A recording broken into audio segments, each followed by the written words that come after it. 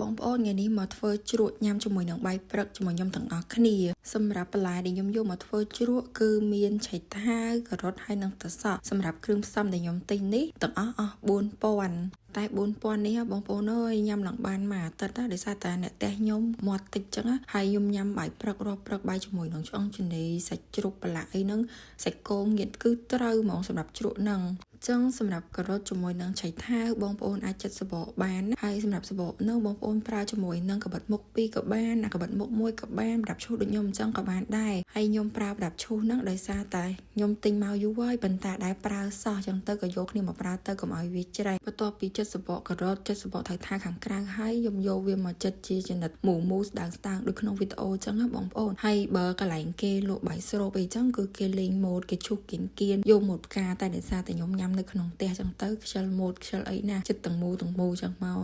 កចឹងកាបិតមុខ2ហ្នឹងបងប្អូនអាចយកវាមកចិតជាស្ដើងបានណាបងប្អូនតែបើអត់មានទេបងប្អូនអាចប្រើជាមួយនឹងកាបិតមុខ1ក៏បានដែរសារតែការ៉ុតនេះខ្ញុំចិតជាមួយនឹងកាបិតមុខ2វារៀងពិបាកអត់សូវស្រួលដូចចិត្តត្រូវថាទេប៉ុន្តែខ្ញុំអត់សូវស្ទះជាមួយអានឹងកាបិតមុខ1ចិតជាស្ដើងចិត្តមកគឺក្រាស់ហ្មងចឹងទៅក៏ប្រើទាំងពិបាកទាំងទៅបន្ទាប់ពីចិតការ៉ុតឆៃថាវបានជាចំណិតស្ដើងហើយគឺខ្ញុំយកវាមកប្រឡាក់ជាមួយអំបិលរួចហើយខ្ញុំអប់វាទុកចោលមកល្មមមើលតែទន់ហើយចឹងបងប្អូនអាចថាចូល20នាទីទៅ30នាទីដែរកន្លងពេលខ្ញុំផ្អាប់ការ៉ុតឆៃថាវជាមួយអំបិលគឺខ្ញុំមករៀបចំជាមួយនឹងទឹកសក់សម្រាប់ទឹកសក់នឹងដែរគឺខ្ញុំកាត់ក្បាលកាត់កតុយហើយខ្ញុំចិតសបកវាគៀន3ឆ្នូត2ឆ្នូតទៅតាមទឹកសក់ធំឬទូចសម្រាប់ទឹកសក់នឹងបងប្អូនមុននឹងយកទៅធ្វើជ្រក់បងប្អូនអាចចិតវាមកចំណិតដើម្បីភ្លក់បានណាថាទឹកសក់យើងល្វីងឬក៏អត់ព្រោះបើសិនជាទឹកសក់ល្វី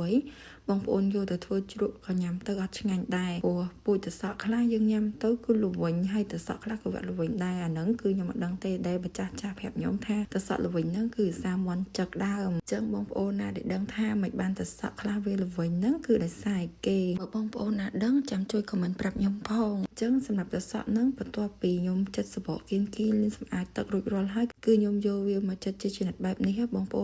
ូនចង់ចិតយកបែបមិនក៏បានដែរធ្វើមិនឲ្យតែបងប្អូនស្រួលញ៉ាំអញ្ចឹងបន្ទាប់ពីយើងផ្អាប់ឆៃថាវការ៉ុតជាមួយនឹងអំបិលមកស្ទុះមកគឺឆៃថាវហើយនឹងការ៉ុតយើងគឺវាទន់ស្វិតបែបនេះបងប្អូនអញ្ចឹងអាហ្នឹងគឺយើងអាចយកទៅធ្វើជ្រក់បានហើយមុនពេលដែលបងប្អូនយកឆៃថាវការ៉ុតយកទៅធ្វើជ្រក់បងប្អូនអាចភ្លក់មើលសិនថាឆៃថាវការ៉ុតដែលយើងផ្អាប់មួយអំបិលហ្នឹងគឺវាប្រៃខ្លាំងឬក៏អត់បើសិនជាប្រៃខ្លាំងបងប្អូនអាចយកទៅលាងទឹកមួយតង់ទៀតបានបើសិនជាអត់សូវប្រៃទេបងប្អូនអាចយកវាទៅធ្វើជ្រក់ដោយមិនបាច់លាងសម្អាតម្ដងទៀតក៏បានដែរឥឡូវនេះមកលេខគ្រឿងផ្សំធ្វើជ្រក់ម្ដងគឺមានស្ករសទឹកក្រូចឆ្មាស្រស់ហើយជាមួយនឹងទឹកត្រីបើបងប្អូនចង់ប្រើទឹកខ្មេះក៏បានដែរតែដោយសារតែអ្នកផ្ទះរបស់ខ្ញុំអត់សូវមានអ្នកណាចំណូលញ៉ាំទឹកខ្មេះទេភាគច្រើនចូលចិត្តតែញ៉ាំក្រូចឆ្មាដែលជាភ្លាមស្រស់តែក្រូចឆ្មាដប់ក៏អត់ចូលចិត្តញ៉ាំដែរសម្រាប់រង្វាស់